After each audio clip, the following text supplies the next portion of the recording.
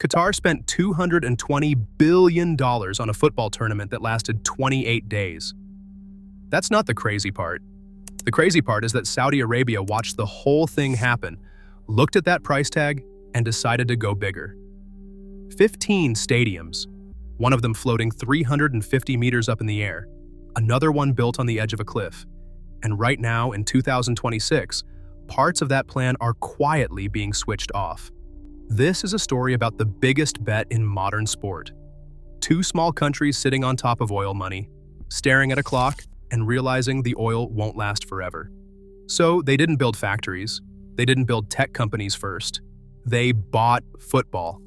And what happened next says more about how the world actually works than any match ever could. To understand any of this, you have to understand the fear. Qatar and Saudi Arabia got rich off one thing: oil and gas. It made them some of the wealthiest countries on earth per person. But every leader in that region knows a simple, uncomfortable fact: oil runs out.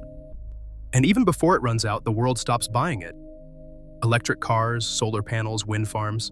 Every year, the West talks more about moving away from fossil fuels. And when that day comes, a country that sells nothing else has nothing left. So the question became this: how do you turn oil money into something permanent? You could build factories, but the world already has China. You could build technology, but the world already has America.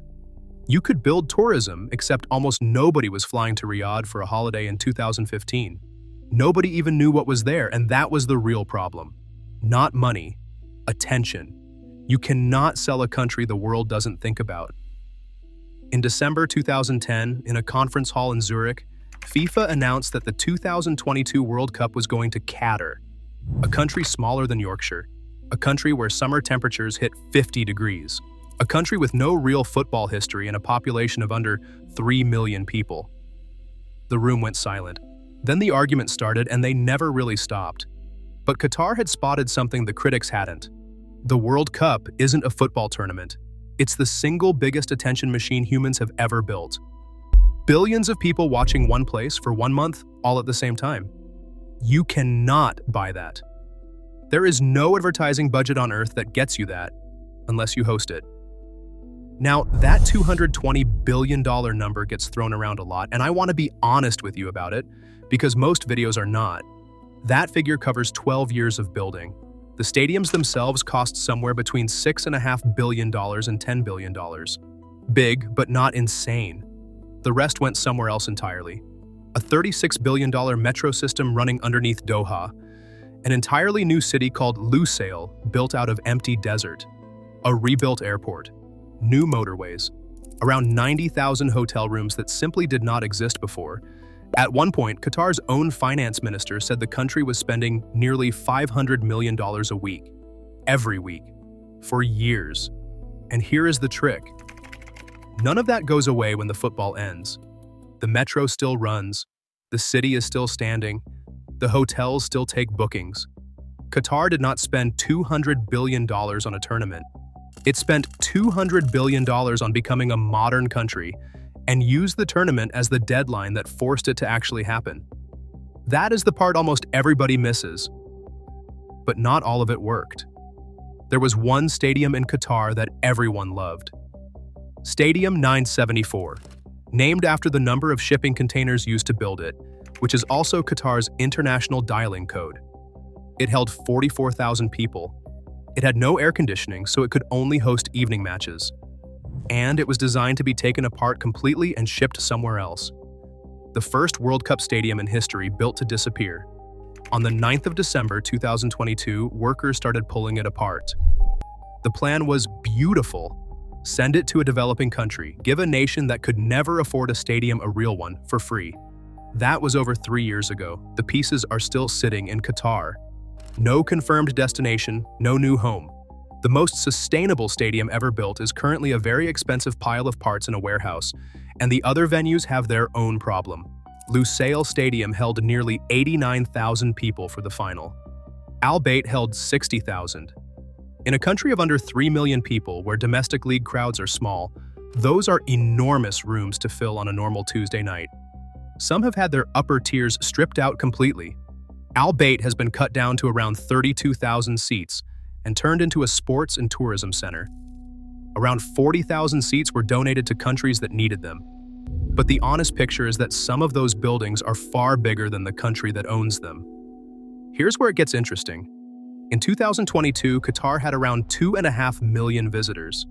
In 2023, that jumped to over 4 million, a rise of 58%. In 2024, it went past 5 million. The United Nations tourism body ranked Qatar as the best performing destination in the world for part of 2023. So, yes, the attention worked. People who had never once thought about Qatar suddenly knew it existed, knew what it looked like, and some of them booked flights. But there's a cost you can't put on a spreadsheet. In 2021, The Guardian reported that at least 6,500 migrant workers from India, Pakistan, Nepal, Bangladesh, and Sri Lanka had died in Qatar between 2011 and 2020. Now that number covers all deaths from all causes across an entire decade, not deaths on World Cup building sites. Qatar's own officials said the figure for World Cup projects was somewhere between 400 and 500. Those two numbers are measuring different things, and both sides know it. But whichever number you choose to use, people died building this. Qatar did change its laws. It brought in a minimum wage. It let workers change jobs without needing permission from their employer. The International Labor Organization called those reforms ambitious. Human rights groups said the enforcement was weak. And that argument is the shadow that follows this entire story. While Qatar was hosting the world, its neighbor was watching very carefully. Saudi Arabia is not Qatar, it's not small. It has around 34 million people, and over 60% of them are under 35 years old. Think about that for a second. A country full of young people with money and almost nothing to do.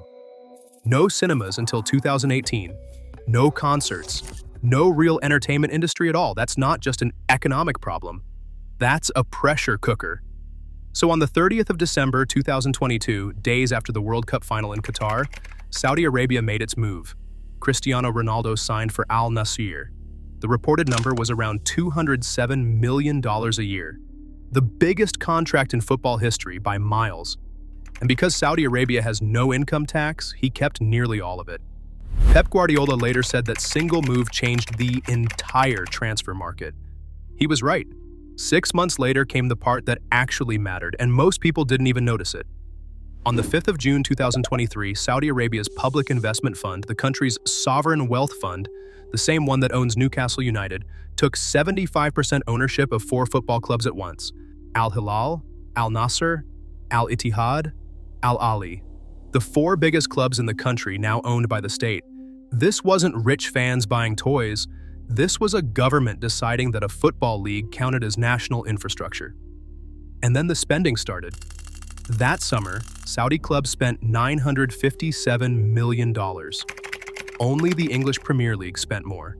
Not Italy, not Spain, not Germany. A league nobody outside the region watched had just outspent almost all of Europe. Neymar went to Al Hilal for around 90 million euros. Karim Benzema, the reigning Ballon d'Or winner, walked away from Real Madrid. Kanté, Mane, Mahrez, Firmino, Ruben Neves, Koulibaly, Malcolm. On the 1st of September, Al Ittihad put in a bid of £150 million for Mohamed Salah. Liverpool said no. But everyone in football understood the message. There was now a league that could outbid anyone, for anyone at any time. And then reality showed up. Because you can buy players. You cannot buy fans. In the 2024 to 2025 season, the average attendance across the Saudi Pro League was 8,355 people. The lowest recorded crowd that season was 85, not 8,500. 85 people. Al Ettifaq, the club with Steven Gerrard as manager and Jordan Henderson as captain, averaged around 7,000. That number would put them 8th in England's 4th division. Al Hilal roughly doubled their crowds, which sounds great, until you learn their stadium holds nearly 69,000 and they were averaging around 26,000. And this creates a trap. To sell television rights abroad, you need a product that looks exciting, but a half-empty stadium looks dead on camera. So the broadcast money stays small, which means the league still depends on state funding, which means it isn't really a business yet. Then there was Jordan Henderson. He had spent years at Liverpool as a public supporter of gay rights. His unveiling video in Saudi Arabia blurred out his rainbow armband. He was booed by England supporters at his next international match. 6 months later, he left for Ajax in the Netherlands and later admitted the whole move had been a mistake. That was the first real crack in the story. But none of it slowed the bigger plan down. In October 2023, FIFA announced that bids for the 2034 World Cup would only be accepted from Asia and Oceania. Within minutes, Saudi Arabia announced it was bidding. Australia was the only realistic rival. By the deadline at the end of that month, Australia had walked away. That left exactly one candidate. On the 11th of December 2024, FIFA's member associations confirmed Saudi Arabia as host by acclamation. Not a secret ballot. Applause. Saudi Arabia scored 419.8 out of 500 on FIFA's technical evaluation, the highest score any bid has ever received. FIFA President Gianni Infantino said the decision was loud and clear. Outside that room, 21 human rights organizations released a joint statement calling it a reckless decision. Amnesty International said it was a moment of great danger. Human Rights Watch pointed out that 884 Bangladeshi migrant workers had died in Saudi Arabia in just the first 7 months of 2024, with most of those deaths never investigated and simply recorded as natural causes. FIFA's own report rated the human rights risk as medium and said the tournament could act as a catalyst for change. Both sides were describing the exact same event. They just couldn't agree on what it was. 15 stadiums, 5 cities, 11 of them built from nothing. The King Salman International Stadium in Riyadh will hold over 92,000 people and host both the opening game and the final. The Prince Mohammed bin Salman Stadium at Qiddiya is designed with only 3 sides, built into the edge of the Tuwait cliffs, so the fourth wall is just the drop. The new Maraba Stadium is styled on the bark of an acacia tree sitting next to a giant cube-shaped building the size of 20 Empire State Buildings. And the NEOM Stadium is planned to sit 350 meters above the ground inside a city built as one continuous line across the desert, powered entirely by wind and solar. It is, without question, the most ambitious set of buildings ever proposed for a sporting event. Which brings us to the twist. Because in 2025 and 2026, the money got tight. Saudi Arabia's entire plan, called Vision 2030, depends on oil paying for the escape from oil, and the maths only works at a certain price. The International Monetary Fund estimated Saudi Arabia needs oil at around $94 a barrel just to balance its budget. Include the sovereign wealth fund's spending, and that number climbs past 110. For long stretches of 2025, oil sat in the low 60s. The 2025 budget deficit came in at nearly 6% of the entire economy, more than double what was planned, so the cuts began. In September 2025, construction on the line was suspended. Out of a planned 170 kilometers, roughly 2.5 had been built, around 1.5%.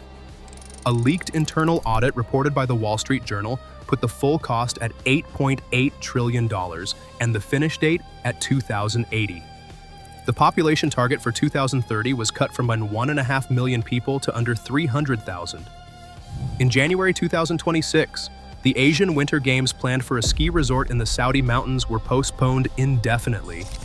And in April 2026, the Public Investment Fund announced it would stop funding Olive Golf after this season, with its chairman Yasser Al-Rumayyan stepping down from the golf board. $5 billion spent on a golf tour that never got the deal it wanted. The most expensive sporting project in the world had just been quietly wound down, so here's what the research actually says. A study looking at 43 Olympic Games and World Cups between 1964 and 2018 found that costs beat revenues in more than 4 out of every 5 events. The average return on investment was minus 38%. 12 of the last 14 World Cups lost money for the host country. Meanwhile, FIFA makes roughly $4.3 billion per tournament. So if you are judging this purely on profit, it is a bad trade. It always has been, for everyone, everywhere. But that was never really the point. Saudi Arabia's non-oil economy has grown from around 45% of the total to roughly 55%. Unemployment fell from over 12% down to around 7%. Women joining the workforce blew straight past the government's target. The country recorded over 120 million visitors in 2025, though a large share of those are domestic trips and religious pilgrimage. Qatar tripled its visitor numbers in 2 years and got a metro system out of it. And critics call all of this sports washing, using sport to distract from executions, from the killing of the journalist Jamal Khashoggi, from the treatment of women and gay people. Their argument is simple. You do not fix your record, you just buy something people love and stand next to it. The other side argues something different. That the West sold these countries oil dependency in the first place, then criticized them for trying to escape it. That sport is a legitimate way to build a national identity. That a country where most people are under 35 needs things to do. And that European clubs were bought by oligarchs and hedge funds without half of this outrage. You will decide which of those you find convincing. But it is worth noticing that both arguments can be partly true at the same time. So here is where it lands. Qatar proved you can buy the world's attention for 1 month. Saudi Arabia is trying to prove you can hold onto it for a decade. One country built a metro, a new city, and got 5 million visitors a year out of it. The other built a league nobody attends, a golf tour it just abandoned, and a city in the desert that is currently 1.5% finished. In 2034, the world will fly to Riyadh. The stadiums will get built because they always do. The cameras will show something spectacular because that is the job. The real question is, what is still standing in 2044? Because the thing about buying attention is that you have to keep paying for it. And the moment the oil price drops, everybody finds out exactly how much of it was ever real. Subscribe.